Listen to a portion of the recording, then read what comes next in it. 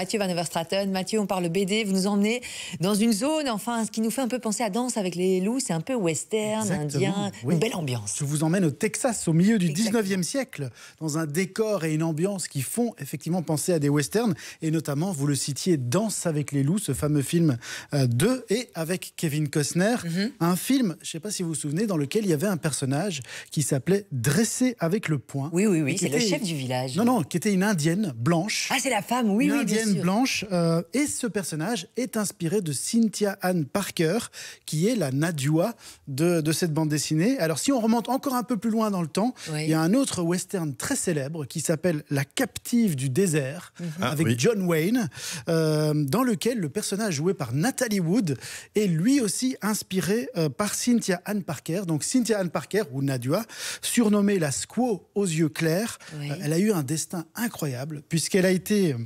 enlevée par des Comanches alors qu'elle n'avait que 9 ans, Oui. et dans un raid très très violent dans lequel ses parents ont d'ailleurs été tués. Et 24 ans plus tard, en 1860, elle a une deuxième fois été arrachée à sa famille, cette fois-ci à sa famille indienne, puisqu'entre-temps, elle avait un mari et des enfants comanches. Et cette fois, elle a été enlevée par un groupe de Texas Rangers, donc les policiers du Texas. Pauvre destin, hein. Ouais. C'est assez incroyable. J'imagine c'est ce qu'on découvre dans la BD. Mais donc Cynthia Ann Parker et Nadua, c'est la même personne. C'est la même personne puisque Nadua, c'est son nom indien. Et donc avec les années, cette jeune femme, elle s'était complètement intégrée à sa tribu comanche, qu'elle considérait comme sa vraie famille. Elle avait d'ailleurs épousé un de ses ravisseurs, qui était le chef Peta Nokona, avec qui elle a eu 3 enfants. Et un de ces 3 enfants, Quanah Parker, est même devenu le dernier chef comanche de l'histoire. Donc il y a un monument pour lui quelque part aux États-Unis, et pour sa mère d'ailleurs. Alors plusieurs fois, alors que les Texas Rangers la recherchent, parce qu'on sait que cette jeune fille blanche a été enlevée, donc on la recherche parmi les tribus comanches, elle échappe délibérément aux Blancs. Elle ne veut pas se faire reprendre par eux, mais malgré tout, ils finissent par la ramener à Jacksboro, donc au Texas, en 1860. Et ils l'ont reconnue grâce à ses yeux clairs. Et oui. Et à ce moment-là, elle devient une célébrité. À cette époque, il y a beaucoup d'articles sur elle dans les journaux de l'époque.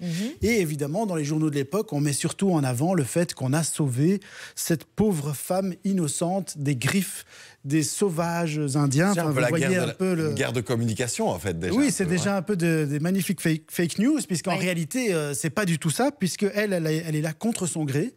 Elle n'aspire qu'à une chose, c'est retourner auprès de son mari et de ses enfants. Et plusieurs fois, elle va d'ailleurs tenter de s'échapper. Et c'est une histoire vraiment vraie, enfin, vous voyez ce que je veux dire, ou c'est un peu édulcoré pour la BD, pour Alors, la c'est fiction? une histoire vraie, c'est sûr. Il y a même des pages documentaires sur elle à la fin de l'album. Par contre, la bonne trouvaille des auteurs, c'est qu'ils rajoutent à ça quand même une petite dose de fiction.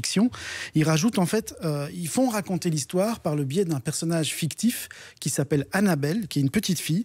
Et cette fille, c'est la fille d'un Texas Ranger chez qui Nadua est logée. Donc, Nadua est logée là-bas en attendant qu'elle soit rendue à son oncle. Elle refuse de parler avec qui que ce soit, elle refuse de manger à table avec eux, elle refuse de se laver ailleurs que dans la rivière, mais par contre, elle va réussir à établir un lien avec cette petite fille, avec Annabelle, qui est la seule qui parvient quelque part à lui parler. Mathieu, les traits, les couleurs, moi j'aime beaucoup regarder ce portrait-là d'Indien, c'est juste somptueux, c'est original, hein, non? Tout à fait, ouais, c'est plein d'émotions, plein de sensibilité. Ça a l'air assez impulsif en fait. Exactement, et Vincent Sorel, qui est le dessinateur, qui était surtout connu jusqu'ici, on le voit un peu dans ses traits pour des albums plutôt jeunesse.